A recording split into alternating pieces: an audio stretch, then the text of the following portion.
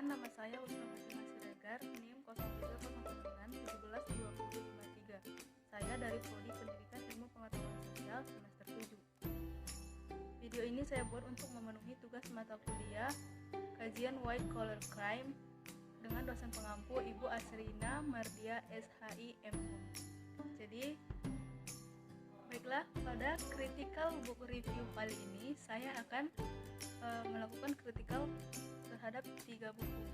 Jadi, buku yang pertama, buku yang kedua, buku yang ketiga. Identitas buku pertama yaitu buku yang dikarang oleh Joko Santoso dengan judul buku Budaya Korporat dan Keunggulan Korporasi. Penerbit PT Alex Media Komputindo. Tahun terbit 2003 dan tempat terbitnya itu di Jakarta. Identitas buku yang kedua yaitu ini merupakan buku karangan dari Diwijaya Priyanto dengan judul buku Sistem Pertanggungjawaban Pidana Korporasi dalam Kebijakan Legislasi. Penerbitnya yaitu Kencana, tahun terbit 2017 dan diterbitkan di Depok.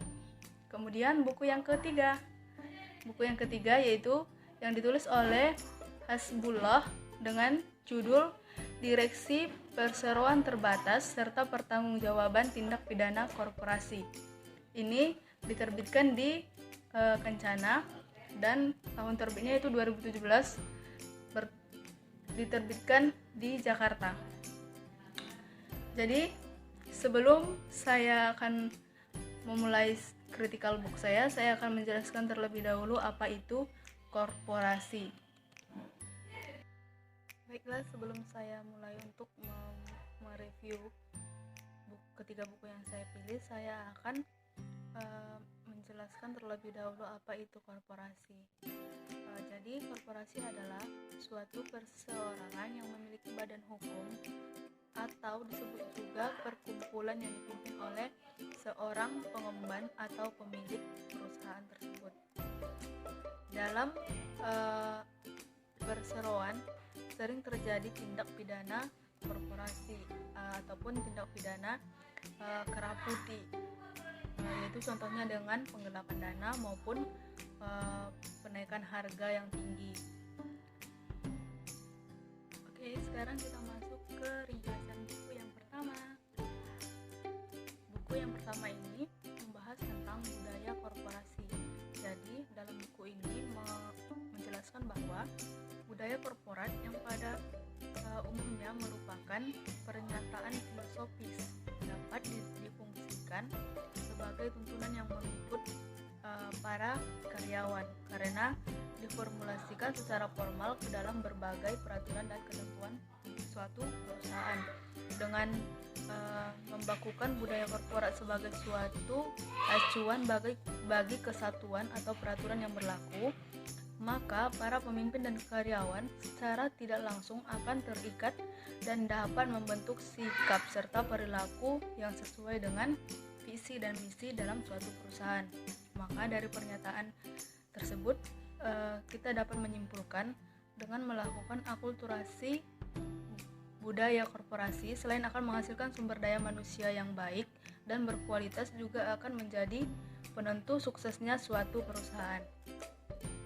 Jadi kejahatan ataupun budaya korporasi ini sering terjadi dalam perusahaan, baik itu dilakukan oleh pemilik maupun karyawan.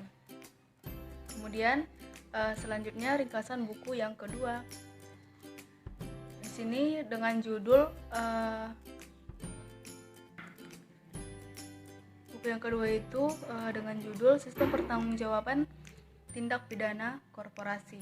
Jadi dalam buku ini kata korporasi merupakan sebutan yang digunakan di kalangan pakar hukum untuk menyebut apa yang biasa di dalam hukum lain, khususnya bidang hukum perdata, sebagai badan hukum atau yang dalam bahasa Belandanya disebut dengan corporation.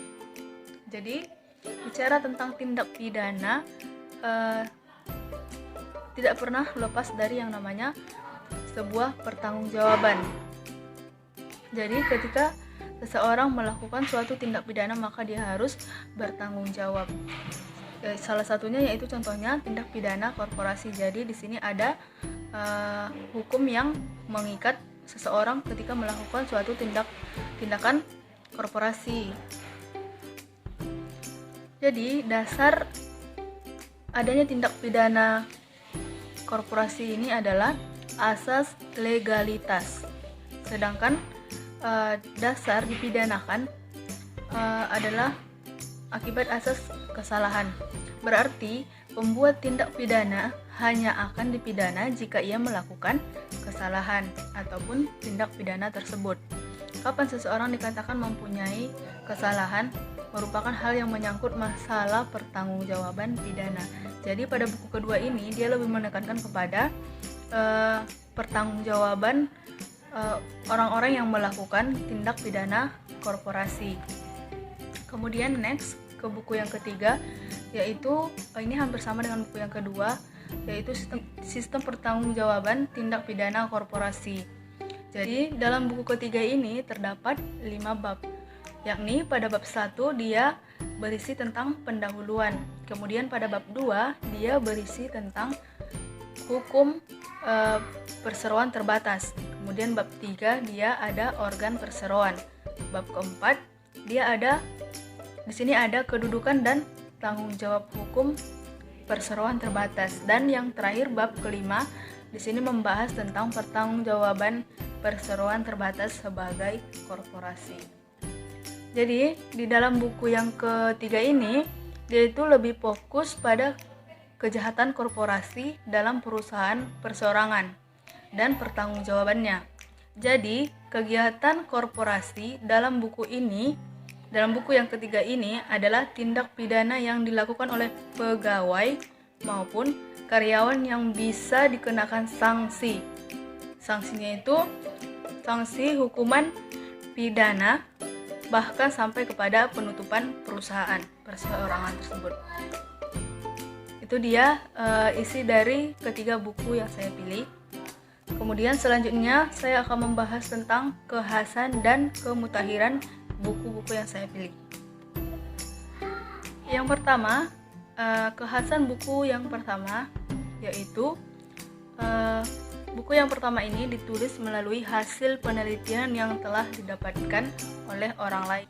Buku ini menurut saya sudah mutakhir karena itu dikatakan mutakhir ketika dia itu memiliki teori-teori yang masih dipergunakan sampai sekarang. Jadi teorinya itu masih berlaku. Jadi pada buku ini teori-teori yang disampaikan dalam pembahasan buku tersebut itu masih digunakan sampai saat ini. Jadi buku ini memiliki kemutakhiran dengan teori-teori korporasi yang dibuat dan masih digunakan. Kemudian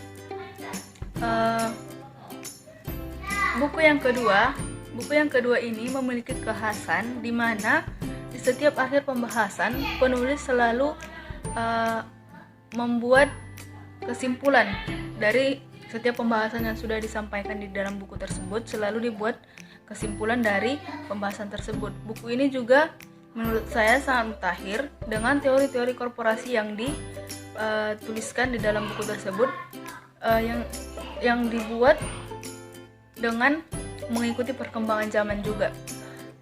Jadi itu untuk buku yang kedua.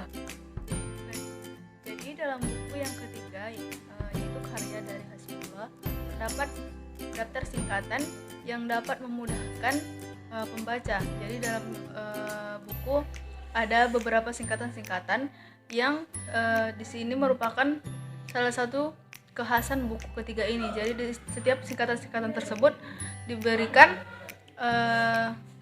keterangan-keterangan di belakang buku. Misalnya contohnya BN yaitu Berita Negara atau BUMN yaitu Badan Usaha Milik Negara. Dalam pembahasan, penulis juga menyertakan aturan-aturan atau undang-undang dasar yang sesuai dengan tindak pidana korporasi. Oke, selanjutnya saya akan membahas tentang kelebihan dan kelemahan dari ketiga buku yang saya review. Kelebihan dan kekurangan dari buku yang pertama. Dalam buku ini, kelebihannya yaitu memuat teori-teori yang akurat dan menyertakan hasil penelitian dari beberapa peneliti sehingga materi yang disampaikan ataupun yang dituliskan dapat dipercaya oleh pembaca. Selain itu juga bahasa yang digunakan dalam buku yang pertama ini yaitu dengan menggunakan bahasa yang mudah dipahami oleh pembaca. Kemudian buku yang kedua, kelebihan buku yang kedua ini yaitu bersama dengan buku yang pertama, dia menggunakan bahasa yang mudah dipahami oleh pembaca. Kemudian terdapat beberapa contoh juga, contoh pelanggaran dan hukum yang diberikan kepada pelaku korporasi. Setiap pembahasan dalam buku kedua ini, penulis selalu membuat footnote yang memberikan informasi-informasi mengenai keakuratan dari hasil tulisannya. Kemudian di buku yang ketiga, di sini kelebihannya yaitu penulis selalu membuat terjemahan dari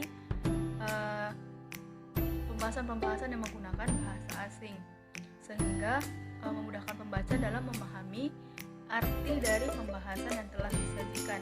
Buku ini menyampaikan pesan dan informasi kepada pembaca dengan sangat sopan dan mudah dipahami, sehingga pembaca tidak bingung dengan kalimat-kalimat yang disampaikan oleh penulis. Kemudian selanjutnya saya akan menjelaskan kekurangannya. Kekurangan buku yang pertama yaitu tidak disertai dengan daftar isi atau materi-materi yang akan dibahas dalam buku tersebut, sehingga pembaca kesulitan untuk mengetahui apa saja materi-materi yang akan dibahas di dalam buku pertama. Kemudian kekurangan yang buku kedua yaitu terdapat beberapa kalimat yang ejaannya tidak tepat dan penggunaan huruf kecil. Misalnya di awal kalimat itu dia menggunakan huruf kecil. Seharusnya ini harus lebih diperhatikan lagi terkait dengan ejaan. Kemudian kekurangan pada buku ketiga, ini terdapat kesalahan pada ejaan kalimat juga. Di sini banyak penggunaan huruf kecil di awal kalimat. Selain itu juga dalam buku yang ketiga ini kekurangannya adalah tidak memiliki daftar isi seperti buku pertama tadi, di mana daftar isi kan memudahkan pembaca untuk mengetahui materi-materi yang akan dibahas di selanjutnya. Jadi di sini inilah kekurangan dari buku ketiga. Selanjutnya yaitu rekomendasi. Menurut saya, ketiga buku ini sangat berguna untuk para pembaca, apalagi bagi orang-orang yang memiliki perusahaan ataupun persero, agar mengerti bagaimana hukum pidana dari kejahatan korporasi. Ketiga buku ini cukup mudah untuk dipahami, apalagi dalam bentuk penjelasan dan pemaparan. Isi buku ini sudah memuat teori-teori yang sesuai dengan konsep korporasi yang sebenarnya. Tetapi alangkah baiknya ketiga buku ini seharusnya membuat contoh-contoh dari kejahatan korporasi yang terjadi dalam persero, agar pembaca pun tahu bagaimana sebenarnya tindak pidana korporasi yang sering terjadi di perusahaan.